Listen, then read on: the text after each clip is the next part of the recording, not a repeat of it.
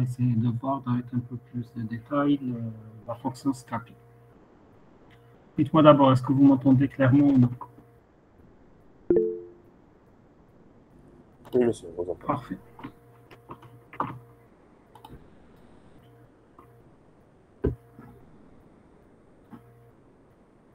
Alors, comme vous l'avez remarqué précédemment, donc dans les TP précédents,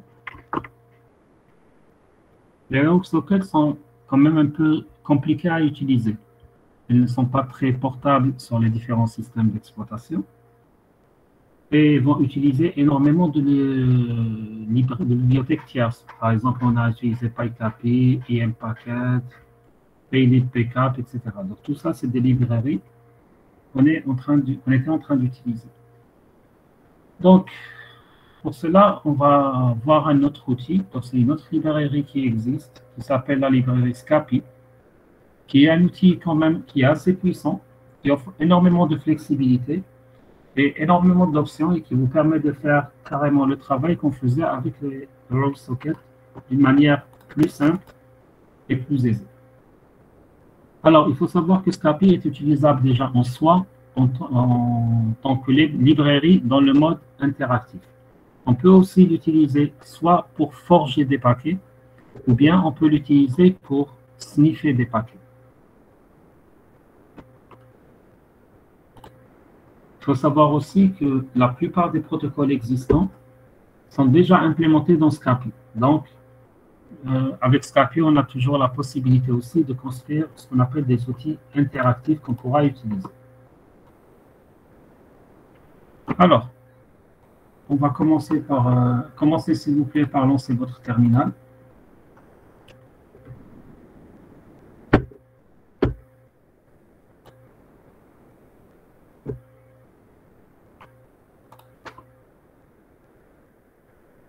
On va lancer notre outil Scapy en utilisant sudo Scapy.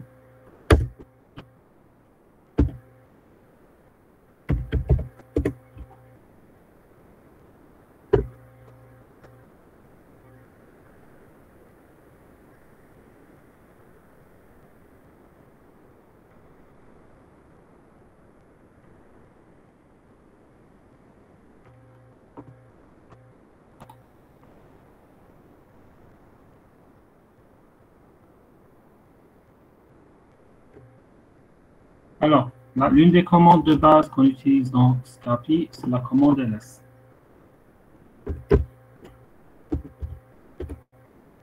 Alors, ls, qu'est-ce qu'elle va vous permettre de faire?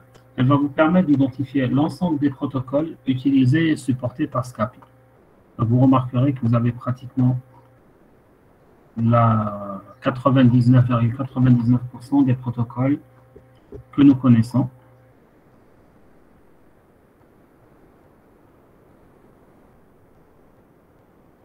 Alors, je répète, la commande, c'est la commande ls.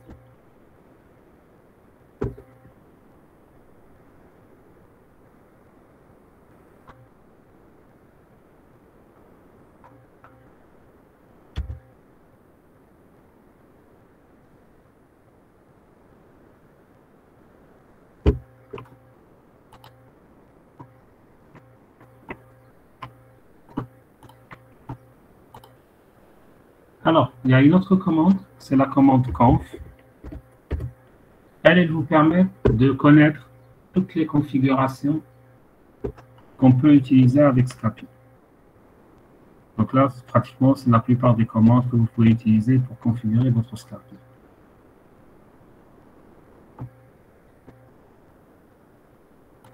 Pour les commandes proprement dites, c'est la commande lsc. Donc, c'est les trois commandes, si vous voulez, de base, qui vont vous aider dans votre progression et dans votre utilisation de Scapy. Donc, je répète, ls pour les protocoles pris en charge, conf pour la configuration, comment est configuré Scapy, et la commande lsc vous offre pratiquement toutes les commandes que vous pouvez utiliser avec Scapy, avec l'explication de chaque commande.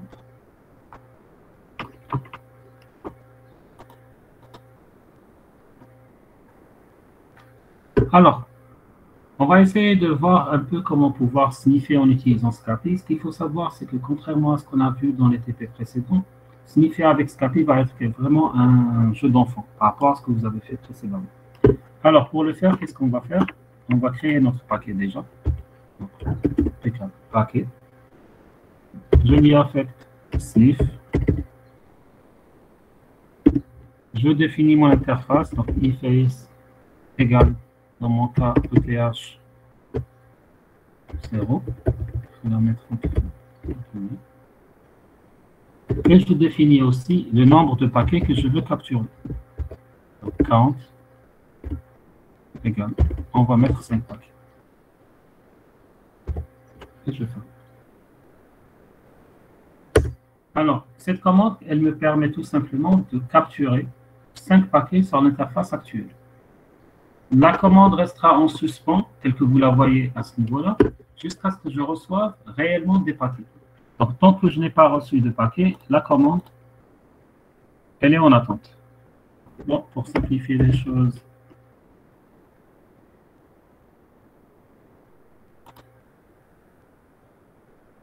on va faire en sorte de recevoir des paquets. Je lance mon navigateur. Je n'ai pas envie de faire de ping parce que ça ne m'intéresse pas, à vrai dire, de recevoir pour le moment des paquets ICMP ou bien d'autres types de paquets.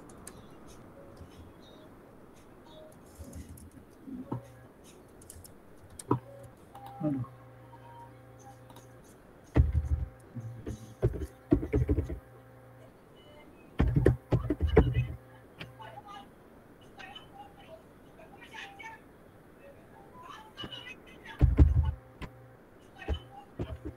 Normalement, il y a des paquets qui ont été reçus.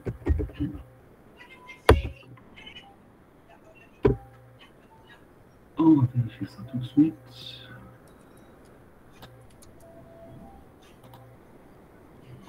Voilà.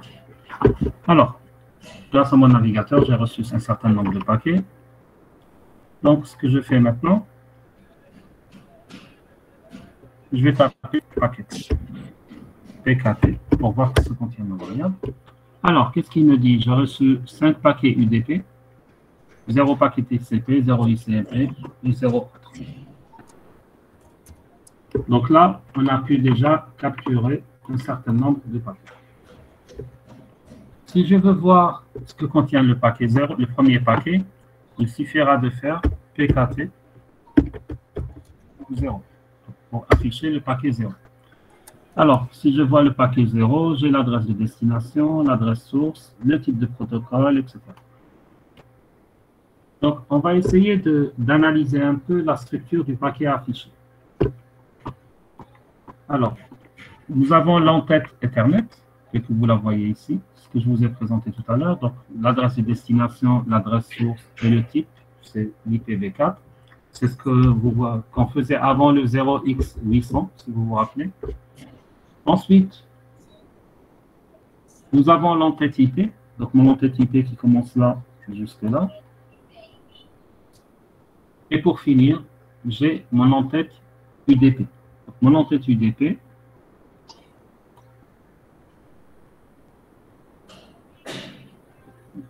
qui s'arrête à ce niveau-là. Et là, le dernier paquet, c'est tout simplement la partie applicative. Donc, la partie applicative, donc, c'est la partie relative aux données qui sont échangées et qui sont transmises à la partie applicative.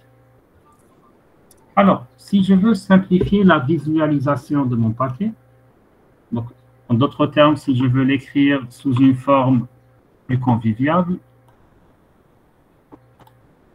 il suffit de mettre la même commande que tout à l'heure, sauf que je lui rajoute .show.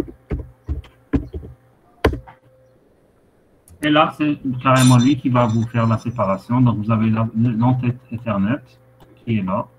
Vous avez votre entête IP, la version IP, etc., les flags, le protocole utilisé, la source et la destination. Votre paquet UDP avec le port de source et le port destination, la taille, le checksum.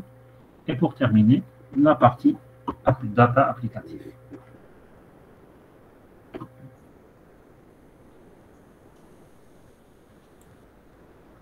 Alors, On a aussi la possibilité de dumper notre paquet en hexadécimal. Alors, pour le dumper, alors, monsieur, alors, Mohamed Barakar, vous m'avez mis show. Est-ce qu'il y a un problème avec le show?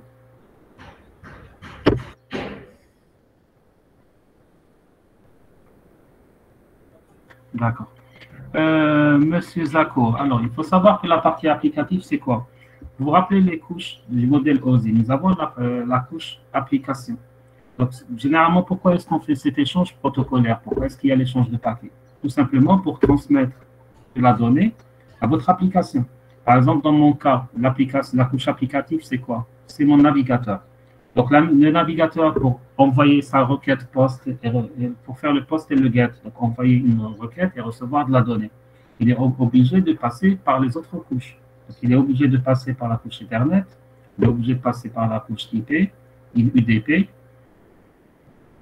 pour transmettre le paquet au serveur. Ensuite, au niveau du serveur, il va lire les différentes entêtes, Ethernet, IP, etc. Et il va envoyer la donnée. Donc, la donnée qui a été envoyée par mon navigateur au départ, donc si on essaie de lire la couche applicative, donc il définit le protocole qu'il est en train d'utiliser, c'est du HTTP, puis le host, il définit les différentes commandes, son user agent, le type de navigateur qu'il est en train d'utiliser, etc.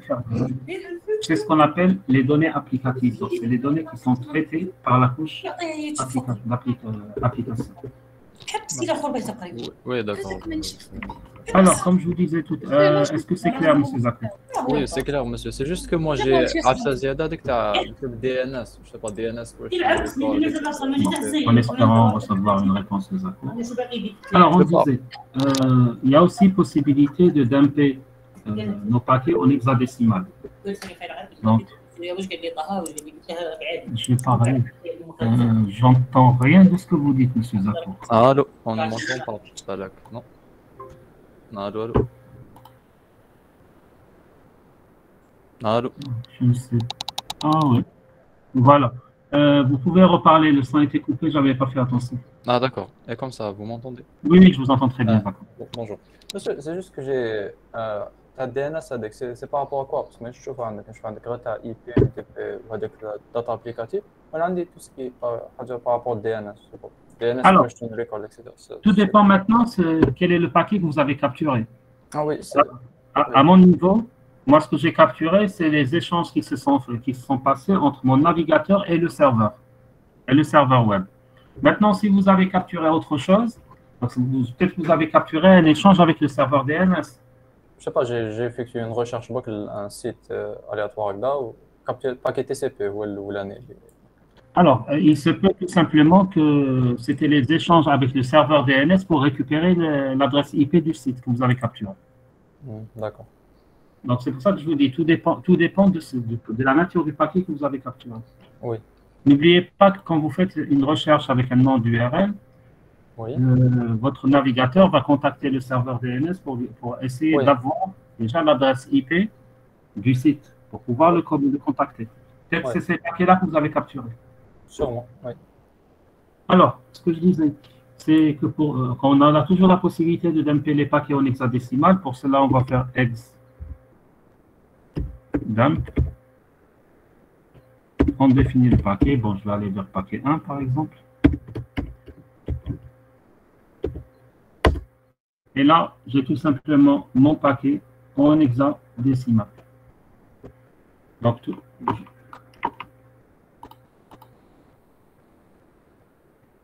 Maintenant, on a toujours la possibilité d'écrire, si vous voulez, les fichiers capturés, de les mettre, plutôt les données capturées, de les mettre dans un fichier. Si on veut avoir ce qu'on appelle un fichier de capture, alors bonjour monsieur, j'ai raté les 3 premières minutes de cette téléconférence. Donc, est-ce qu'on a accédé à un mode précis par commande pour pouvoir cliquer toutes ces commandes? Alors, pour pouvoir faire ce qu'on a fait, vous devez faire tout simplement sudo, ensuite scapi. Donc, je vous écris la commande. Au niveau du terminal, vous faites sudo scapi.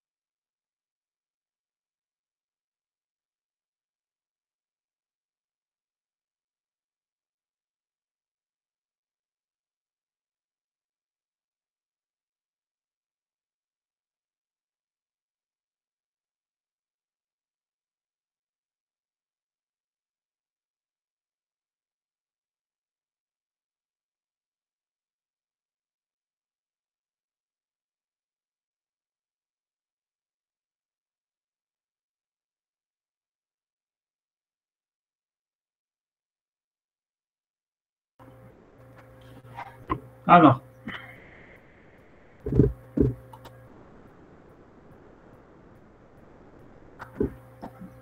donc, ce qu'on était en train de dire, c'est que tout simplement, on a la possibilité d'écrire les paquets capturés dans un fichier. Pour cela, on va faire write pcap. On donne un nom de notre fichier. Vous pouvez l'appeler comme vous voulez. Je vais l'appeler par exemple demo.pcap,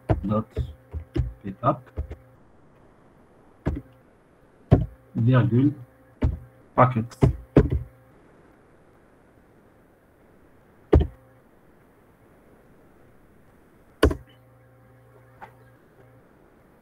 Ah, pardon, pas packets. Je me suis trompé. C'est paquet le nom de ma variable. Pcap. Voilà. Maintenant, dans le cas où je veux lire mes fichiers, mes paquets à partir du fichier, au lieu de faire write, je fais faire read underscore pkp. On reçoit rdp cap et on donne tout simplement le nom du fichier qui est demo.pcap.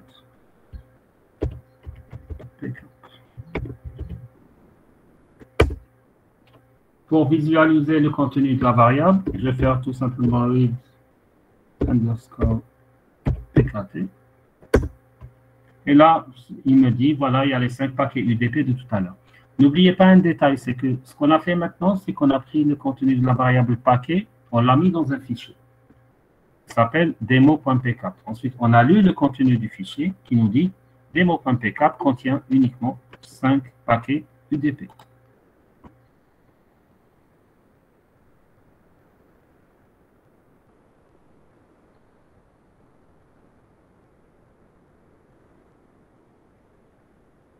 Si on veut voir le premier paquet, on peut faire par exemple read underscore pkt 0. Donc pratiquement ce qu'on a fait là tout à l'heure. Donc ça va être read underscore pkt 0. Et là j'ai directement mon paquet de tout à l'heure avec l'entête Ether, l'entête IP, l'entête UDP et le corps de l'application.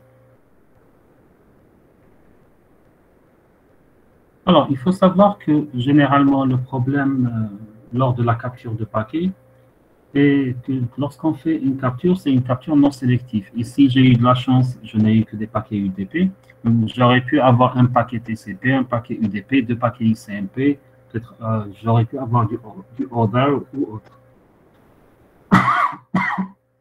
Ceci rend généralement le travail d'analyse beaucoup plus compliqué, ce qui nécessite l'application de filtres. C'est à l'instar, par exemple, de Wireshark. Effectivement, Bonasman, c'est à l'instar de Wireshark. Par exemple, sur Wireshark, ce que vous faites, c'est que soit vous faites de la capture de manière globale, donc vous capturez la totalité, soit vous appliquez un filtre. Donc, dans notre cas, on va essayer d'appliquer un filtre. Donc, on reprend notre commande. Voilà. Donc, paquet reçoit sniff, on définit l'interface, on définit notre compteur pour définir le nombre de paquets, par exemple. Sauf que là, je vais un peu modifier la syntaxe de ma commande.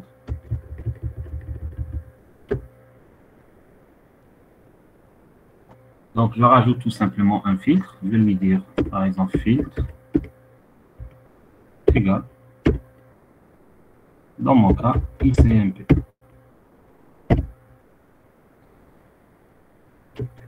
Alors là, qu'est-ce que j'ai fait? J'ai rajouté tout simplement un filtre ICMP. Alors, bien sûr, la commande va attendre.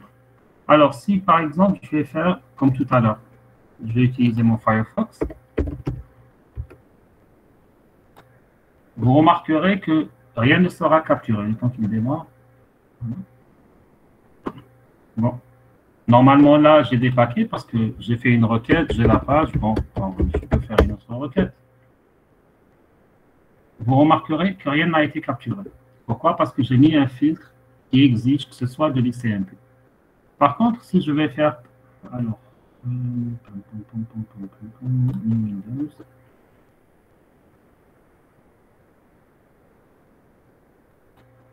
Si je vais faire par exemple ping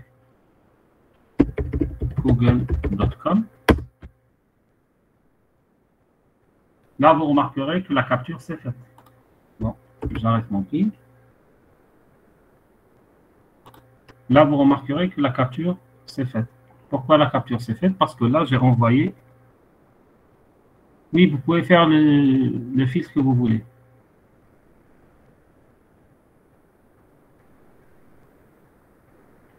Donc là, vous remarquerez que, comme je disais tout à l'heure, le filtre, c'est fait. Alors, si je veux savoir qu'est-ce que j'ai capturé, je vais faire paquet. Et là, il me dit, il a capturé 5 paquets ICMP. Si je veux visualiser mon premier paquet, je vais faire paquet 0. Il m'affiche mon premier paquet, je fais paquet 1. Il va m'afficher mon deuxième paquet. Alors, la question que je vous pose est la suivante. C'est une question très simple.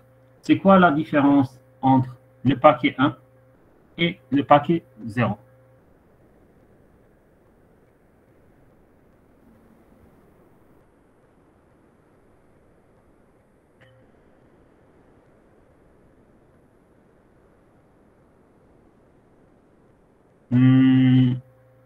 Il y a plus pertinent.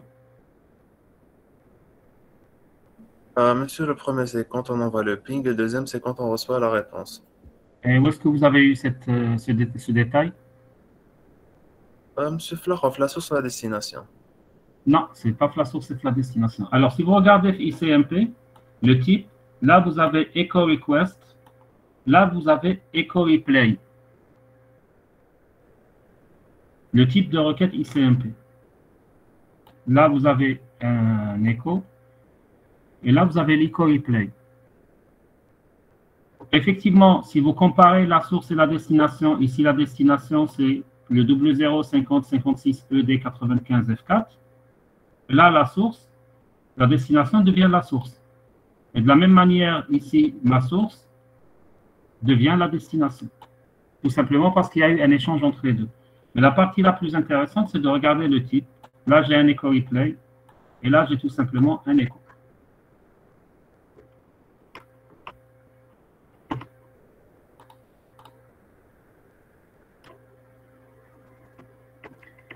Alors, je vais faire une autre requête.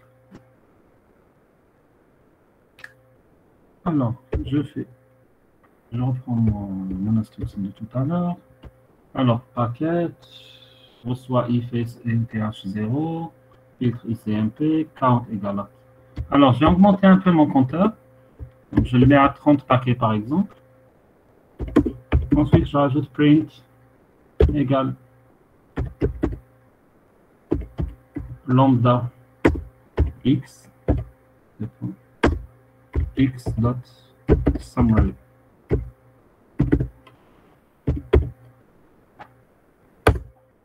Alors, où est-ce que je me suis trompé? Ah oui. Je me suis trompé ici. Voilà. Je relance mon ping comme tout à l'heure. Alors, vous remarquerez qu'est-ce que je suis en train de faire. Alors, ma commande ne fait qu'imprimer à temps réel les paquets capturés. Donc, quand on lui rajoute le print égale lambda x de point x dot summary, il ne fait qu'imprimer les paquets capturés selon le filtre que je lui ai donné à temps réel. Et là, vous avez d'une manière assez claire, le premier, c'est un ICMP echo request, le deuxième echo replay, etc.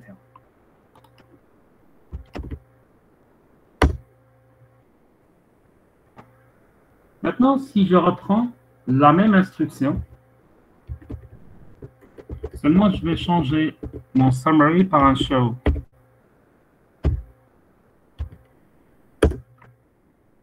Et je relance mon ping. Dites-moi, c'est quoi la différence?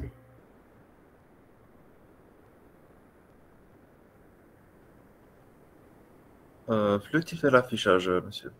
Oui, mais c'est quoi la différence? Je sais que c'est le type d'affichage. Non, mais Alors, je comme vais je dire dis, en le détail. pavé, avec l'un, il va donner ce qu'on appelle un résumé, summary. L'autre, il va afficher la totalité des paquets. Là, vous remarquez, c'est vraiment la totalité des paquets qui est affichée. Donc, vraiment, je suis resté trop longtemps. Voilà un peu la différence entre les deux. Quand je veux voir uniquement un résumé, je fais le dot summary. Quand je veux faire le... Comment on appelle ça? Avoir un résumé, je fais tout simplement mon show. Bon, je réexécute le summary parce que j'ai besoin des paquets résumés. Voilà.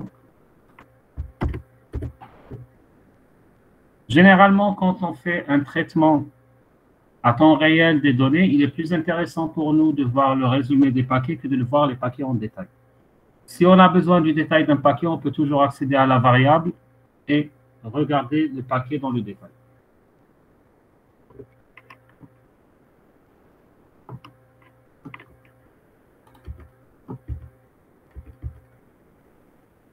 Alors, si on fait un ICMP underscore str,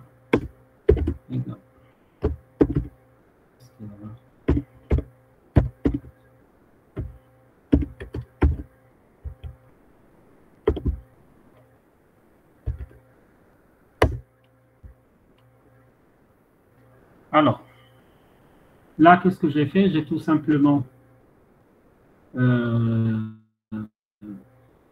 fait en sorte d'avoir le paquet sous la chaîne, sous la forme d'une chaîne de caractères. Donc, si je vais visualiser mon paquet,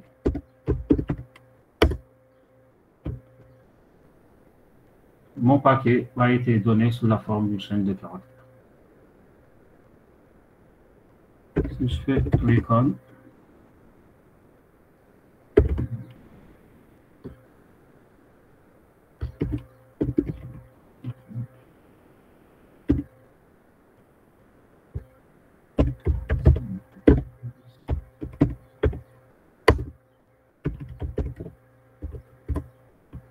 alors, en faisant iter ICMP str, donc je prends la variable qui est sous forme de chaîne de caractères, c'est pour reconstruire le paquet à partir de la chaîne de caractères.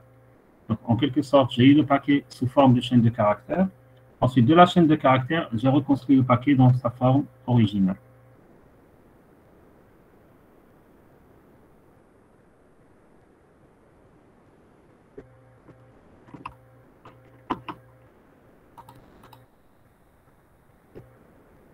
Alors, j'ai un petit homework à vous donner par rapport à ce qu'on a vu jusqu'à maintenant.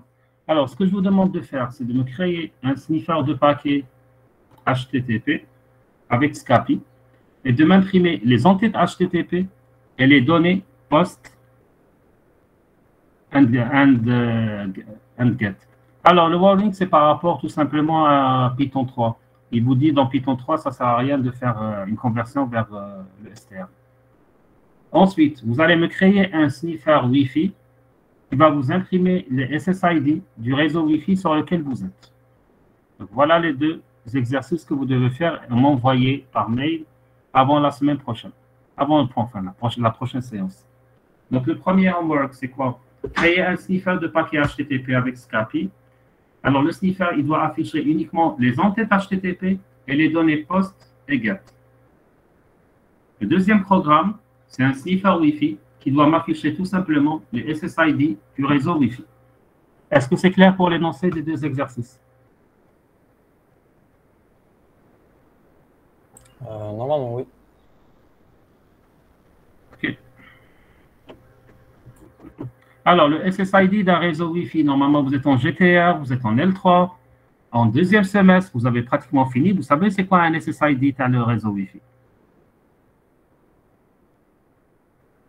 Voilà, c'est le nom du réseau Wi-Fi. Lucas, c'était les Easy qui ont posé la question, j'aurais compris. Si c'était les A4 qui ont posé la question, j'aurais compris. Les gens qui font GTR qui posent la question, c'est quoi un SSID?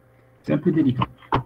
Alors, avec ce cours, on aura terminé toute la partie relative à tout ce qui est, si vous voulez, capture de paquets, sniffing, etc. Là, on va s'attaquer à une deuxième partie de notre TP qui consiste à attaquer les sites web, bien à attaquer les serveurs web. Donc, dans la partie qui va suivre, on va s'intéresser, pour aujourd'hui, on va s'intéresser à ce qu'on appelle le fetching web pages. Alors, qui peut me dire c'est quoi fetching web pages?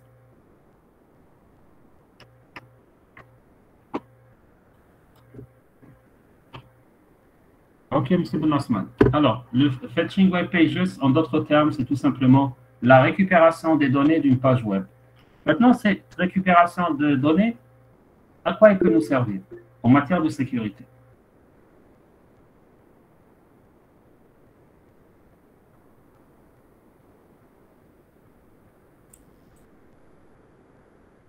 Trouver des failles, c'est essayer de quand même de se compliquer la vie, parce que pour trouver des failles, il suffit d'utiliser un scanner de vulnérabilité. Pourquoi est-ce que je vais récupérer des pages web en utilisant mon propre outil de fetching pour le faire?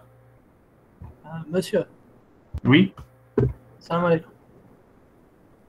Oui, monsieur. Monsieur, بغيت باش نسقسيك ما فهمتش معنى récupération des données. اش معنى؟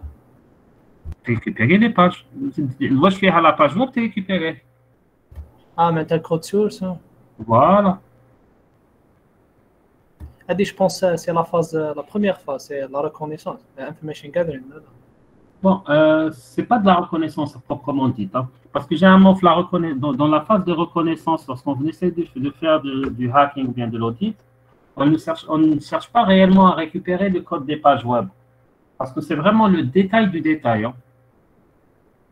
On va essayer de trouver d'autres types d'informations qui sont plus pertinentes, par exemple les ports ouverts, les adresses IP, les vulnérabilités. On va essayer de faire la capture de bannières. Mais récupérer le code de toutes les pages web, ça ne fait pas partie de la reconnaissance. C'est dans des étapes plus avancées par la suite. Monsieur, كاين من داك وين يخلوا des commentaires يكونوا utiles ولا par exemple كي تشوف الكود يعطيك impression على اللي خدموا ما بالك تقدر. D'accord. Essayer de récupérer la signature du développeur, ça c'est une hypothèse, oui. Mais ceux qui essaient de récupérer les signatures des développeurs, c'est beaucoup plus ces gens qui vont faire du forensics. Donc, c'est ceux qui vont faire des enquêtes, etc. Mais en tant qu'attaquant, il est vrai qu'on peut essayer de récupérer certains commentaires, oui. Mais il y a autre chose qu'on peut faire. Connaître les technologies utilisées. Oui. Ça, on n'a pas besoin. Je n'ai pas besoin de récupérer le code source pour connaître la technologie. Il suffit uniquement de récupérer les bannières.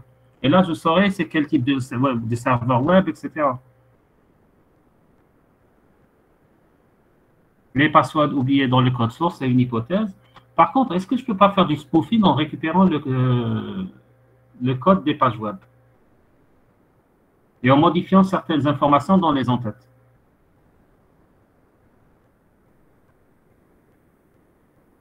Non, j'ai dit spoofing, pas phishing. Ah, vous parlez de phishing. Oui, monsieur, parce que quand une bannière HTML, tu as faire le code à la page, alors, la page. On peut faire, oui, mais bon, pour faire le phishing, pour faire le phishing dont vous parlez, au préalable, vous devez faire du spoofing. Dans notre cas, en quoi consistera le spoofing au juste? Pardon?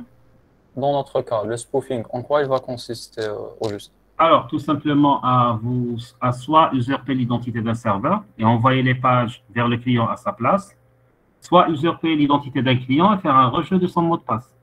Si vous capturez les paquets relatifs au mot de passe, ensuite vous essayez de vous connecter au serveur. Donc, tout dépend de ce que vous voulez faire. Vous allez spoofer l'une des deux entités. On peut faire une sorte d'intermédiaire entre le client et le serveur, par exemple. Oui, mais pour le faire, pour faire votre man in the middle, il faudra spoofer les deux, l'un des deux. Oui. Donc, mais vous ne pouvez pas le faire si vous n'avez pas capturé les données pertinentes qui se trouvent dans les pages web pour savoir quelles sont les données qu'il faut altérer, quelles sont les données qu'il faut modifier pour pouvoir le faire. D'accord? C'est pour ça que je vous dis, l'une des choses pour lesquelles on va faire du fetching de pages web, C'est tout simplement pour pouvoir, entre autres, faire du spoofing. Disons, le spoofing, ça va être l'une des choses les plus simples à faire. D'accord. Alors, il faut savoir, quand on parle de fetching de page web, c'est l'une des fonctionnalités la plus basique qu'on va utiliser pour récupérer des données. Généralement, on va utiliser deux types de librairies, c'est URL lib et URL lib 2. Ces deux librairies vont vous permettre d'encoder des arguments. Alors, M. Barata, qu'est-ce que vous n'avez pas compris? ما فهمتش علاش راح نديروا هذه يعني سبوفي. Alors, supposons que tu veux attaquer un serveur, ou bien tu veux attaquer un client, peu importe. Il y a une liaison entre un client et un serveur. كيف مسيو كاينين Bon, كيفاش حنشوفوها par la suite. لا يعني ما فهمتش واش حبيت تقول انت كاين اون ليزون بين كليون ان سيرفر. Supposons que, par exemple, Ben Osman se connecte au site www.usthp.dz. D'accord? Il troll ENT, l'espace étudiant. Lui, il va envoyer une requête vers le serveur va lui répondre. Donc, tu peux capturer les pages du serveur et modifier certains arguments pour te faire passer pour le serveur. Donc, tu vas faire croire à Ben Osman que tu es le serveur. D'accord? Pour pouvoir récupérer des données de chez Ben Osman. Donc, ce que j'ai compris que donc, le serveur Hadak, il faut faire une sorte de un mécanisme هكا باش من بعد الكليون يعاود يبوينتي لك les informations. Voilà. Il faudra créer un serveur dans un serveur, par exemple. Qui dans un serveur? Non, le serveur, il est à sa place. On ne va pas toucher le serveur. On va modifier les paquets qui vont partir vers le client en changeant certaines informations dans les paquets qu'on verra par la suite, de telle manière que la réponse du client, au lieu d'aller vers le serveur, tu l'as l'intérieur. Ah, d'accord, فهمتك يعطيك الصحة. Ok. Alors, on va ouvrir notre terminal, comme toujours.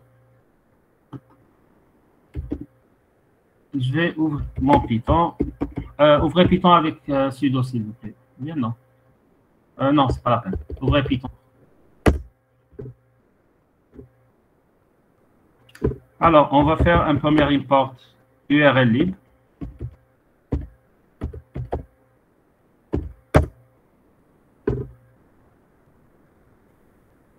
Ensuite, je vais lui dire HTTP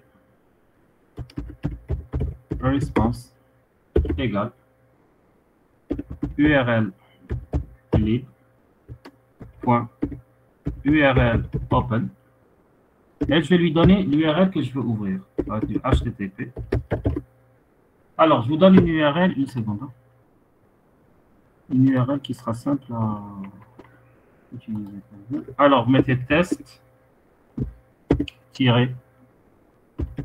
débit.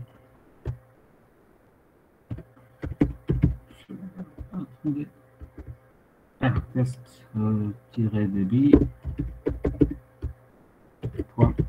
.free.fr.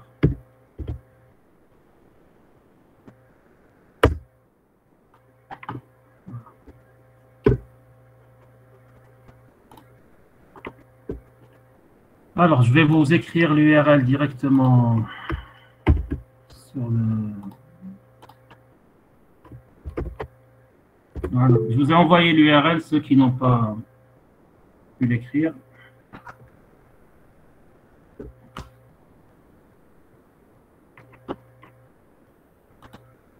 Alors, logiquement, HTTP response contient les données relatives à la page que je viens d'ouvrir. Donc, ce que je vais faire, c'est HTTP response pour voir .code. Elle me donne le code 200. Le code 200 signifie quoi? Signifie un OK. Ça veut dire tout simplement qu'il a pu ouvrir la page que je lui ai demandé. Maintenant, si je reprends la même instruction que tout à l'heure, mais que je rajoute à mon URL Toto, je sais que la page Toto n'existe pas. Donc, si je vais lui demander http://response.code, il va me donner le code 404. 404, ça veut dire tout simplement, c'est un code d'erreur. Ça veut dire que la page n'existe pas. Alors, il faut savoir de manière générale que HTTP Response est composé de 3 parties. La première partie, c'est ce qu'on appelle status line. La deuxième partie, c'est les en-têtes, les headers.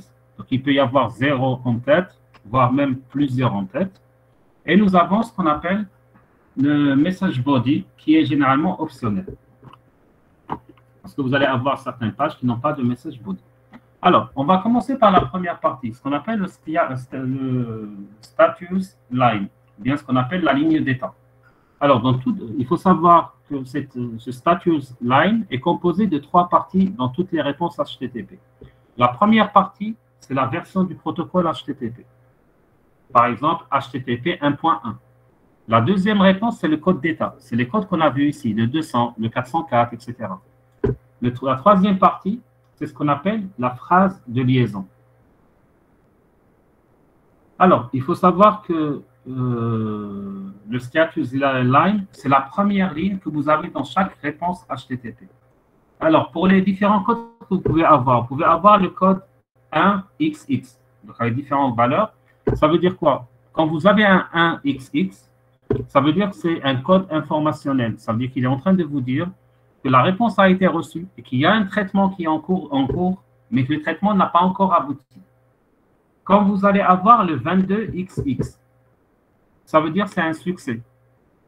Quand vous allez avoir le 33XX, plutôt le 3XX, pas le 33, parce que j'ai le 3XX, ça veut dire qu'il y a eu une redirection de votre page. Ça veut dire la page web sur laquelle vous êtes vous a redirigé vers une autre page. Quand vous allez avoir le 4XX, par exemple, le code que nous avons eu ici, ça veut dire que c'est une erreur qui provient du client. Pourquoi c'est une erreur qui provient du client dans notre cas? Parce que nous avons donné une page qui n'existe pas au niveau du serveur. Donc, c'est le 5XX, ça veut dire tout simplement c'est une erreur qui provient du serveur. Ça peut être une erreur interne, une erreur de synchronisation ou autre. Maintenant, les en-têtes. Rappelez-vous, je vous ai dit, il y a 3 parties. Le status line, l'en-tête et les composants de corps. Alors, l'en-tête de réponse, c'est quoi? Alors, il faut savoir qu'une en-tête de réponse est similaire à une en-tête de requête. Vous vous rappelez les en-têtes qu'on avait dans les requêtes réseau qu'on voyait tout à l'heure. Donc, elles consistent en quoi? Elles consistent en des informations supplémentaires par rapport à la réponse. Et il faut savoir aussi qu'une réponse peut avoir soit 0 en tête, soit avoir plusieurs en tête. Mais généralement, c'est très rare qu'on ait une réponse avec aucune en-tête. De plus, il faut savoir que les en-têtes de réponse sont présentes dans la ligne d'état avant le corps de la réponse. Donc, l'ordre que vous allez avoir, c'est la ligne d'état, les en-têtes, ensuite le corps de la réponse. Alors, qu'est-ce qu'on va trouver dans l'en-tête de réponse? Alors, on va trouver d'abord le serveur, la partie serveur. La partie serveur va décrire le logiciel qui se trouve sur le serveur d'origine. Par exemple, il peut vous dire que c'est de la page ou autre ou autre. Elle contiendra une ligne qui s'appelle Content Type. Donc, elle va décrire tout simplement le type contenu dans la réponse. Par exemple, je peux avoir une application JSON. Je peux avoir, par exemple, le type de caractère utilisé. Par exemple, si c'est de l'UTF-8, signifie que la réponse est au format JSON. Je peux avoir aussi, par exemple, le type d'interprétation qui doit être faite, etc. J'ai aussi ce qu'on appelle le Content Length. Il va définir tout simplement la taille et la longueur des données. Ça veut dire tout simplement le nombre d'octets que j'aurai dans le corps de la réponse, donc dans la 3e partie. Maintenant, le corps de la réponse, qu'est-ce qu'il contiendra? Il est composé tout simplement des données et des ressources qui ont été demandées par le client. Donc, en d'autres termes, il va contenir le code de la page web que vous avez demandé, tout simplement. Donc, c'est ce qui va s'afficher dans votre navigateur. Donc, ce qui va s'afficher dans votre navigateur, c'est ce qu'on trouve dans le corps de la réponse. Est-ce que c'est clair pour les 3 composantes de HTTP Response? Mohamed Baraka, je ne vous entends pas si vous êtes en train de parler. Monsieur. Oui. أنا نوتوماتيزيو لي بروسيدور نديرهم بديفلوبر مود في لي نافيغاتور. Oui, peut-être chauffer le navigateur en faisant le développeur mode. Tu peux le faire, oui. اسماء هذوما كامل فعطنا نقعدوا نحوسوا عليهم بالواحد ثم البروغرام هذا يعطيهم لنا كامل وحنا بقى نديروا الفلتر واش رانا حابين. Voilà, on va voir comment les récupérer maintenant, oui. يعطيك صح. Alors, maintenant que, si vous avez remarqué, nous avons fait un http response.code, il nous a donné le code 404. Si je lui dis print, par exemple, http response.read.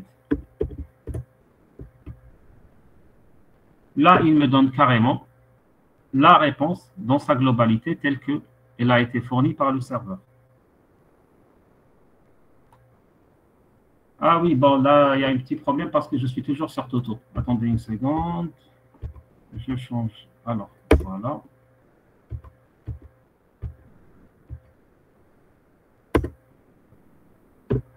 Là, c'est mieux. Alors, là, il me dit doctype HTML, IETF, etc. 404 not found. Ça, c'est celle de tout à l'heure. Alors, voilà, on est là. Alors, là, vous remarquerez qu'il me donne le doctype HTML public selon le standard W3C. Et j'ai l'ensemble des informations qu'on avait vues tout à l'heure.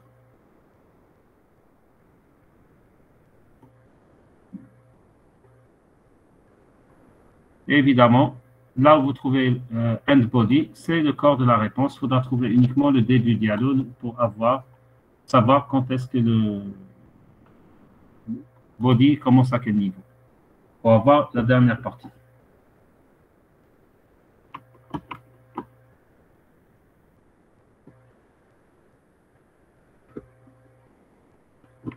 Alors, maintenant, supposons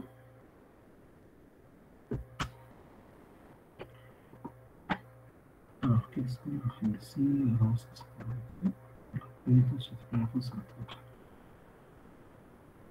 Maintenant, en lisant toutes ces données, nous avons la possibilité de modifier, voire de spoofer la partie qui nous intéresse, si vous voulez, de ce paquet, bien de cette réponse du serveur. Bon, on ne va pas le faire tout de suite, on le fera lors de la prochaine séance. Pardon.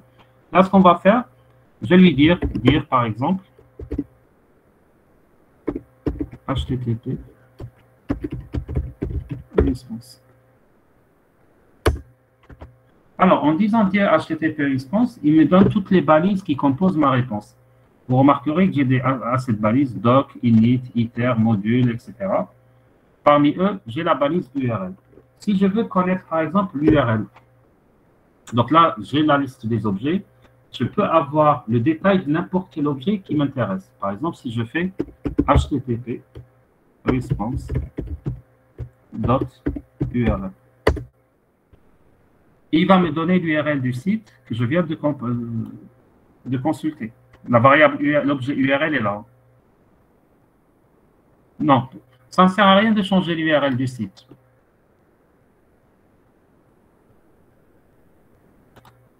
Généralement, le changement d'URL n'est pas vraiment très pertinent. Sauf si je rajoute un redirecteur dans l'URL, là oui. Par contre, l'une des entêtes les plus intéressantes à voir, c'est ce qu'on appelle le headers. Alors, qu'est-ce que je vais lui dire? Je vais lui dire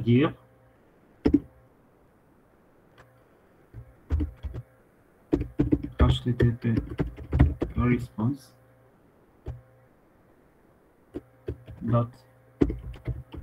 .headers. Et là, je vois que mon headers est composé d'un ensemble d'objets en lui-même.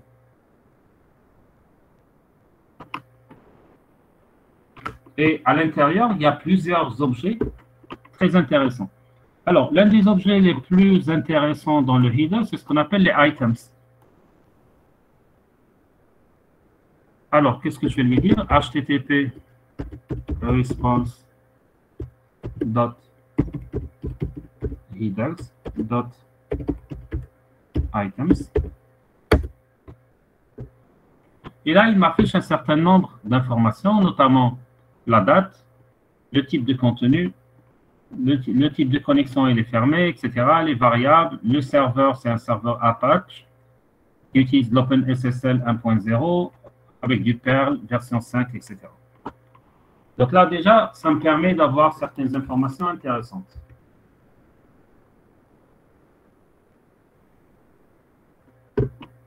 Alors, je peux essayer d'améliorer un peu mon affichage. Donc là, on va faire tout simplement un for header, virgule, value in http response dot headers dot items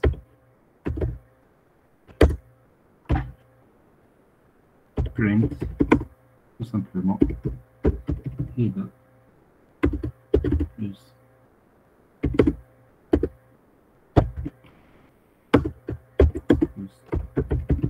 value.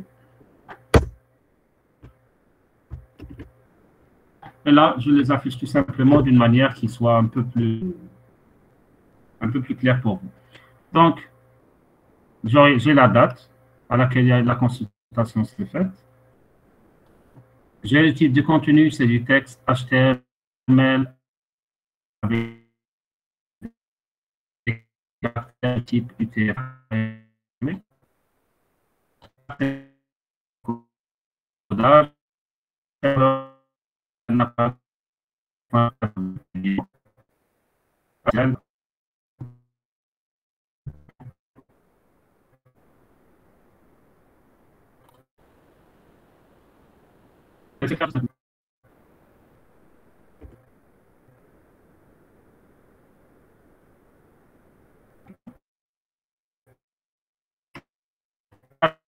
maintenant du HTTP.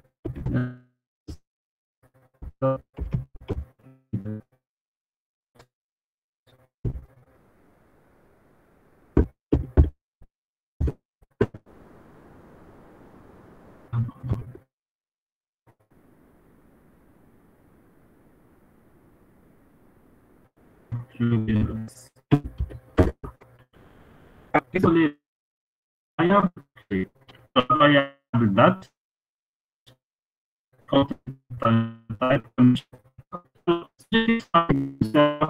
un peu plus élaboré, j'ai pu avoir un slide. J'ai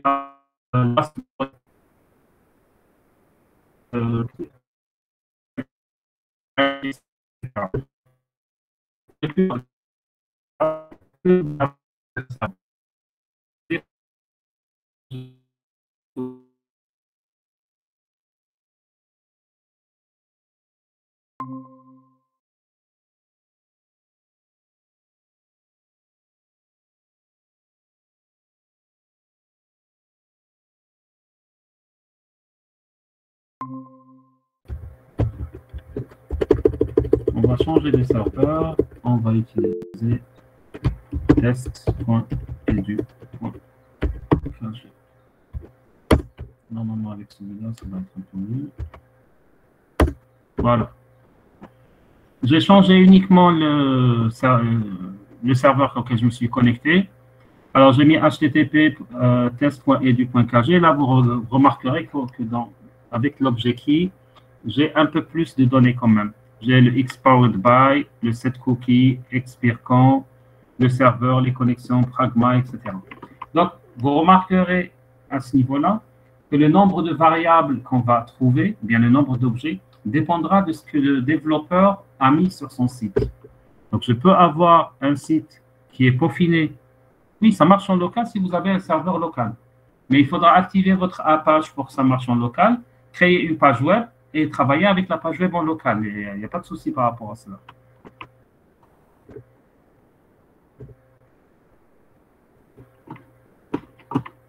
C'est la même commande que tout à l'heure. Elle est écrite, c'est http response.headers.key, tout simplement.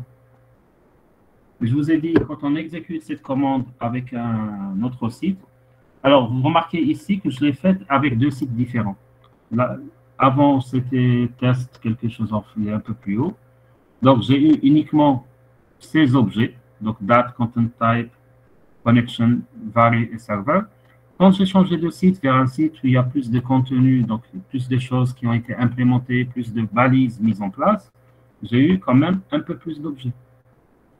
Voilà un peu la remarque que je vous ai faite. Monsieur, quelle est la différence qui est entre dire ou keys? À bel les valeurs les خرجونا sont Non, différentes. il n'y a pas, attendez. Le point keys, alors il faut savoir que si vous regardez dans le headers, attendez. Quand j'ai fait le dire à ce niveau-là, alors le dire on l'a fait ici. Le dire on l'a fait dans le but de voir qu'est-ce qu'il y a dans le headers. Et là dans le headers on avait plein d'objets. Entre autres, on avait l'objet items, alors qui était là. Et j'avais l'objet keys qui était là. Et là, qu'est-ce que je fais? Je lui demande de m'afficher ce qu'il y a dans l'objet keys qui se trouve dans le headers. Regardez le chemin. http response.headers.keys. Oui, j'ai compris. D'accord? Ce n'est pas une commande oui, oui. Oui, à un certain moment, je pensais que c'était... Oui, merci. Voilà. OK.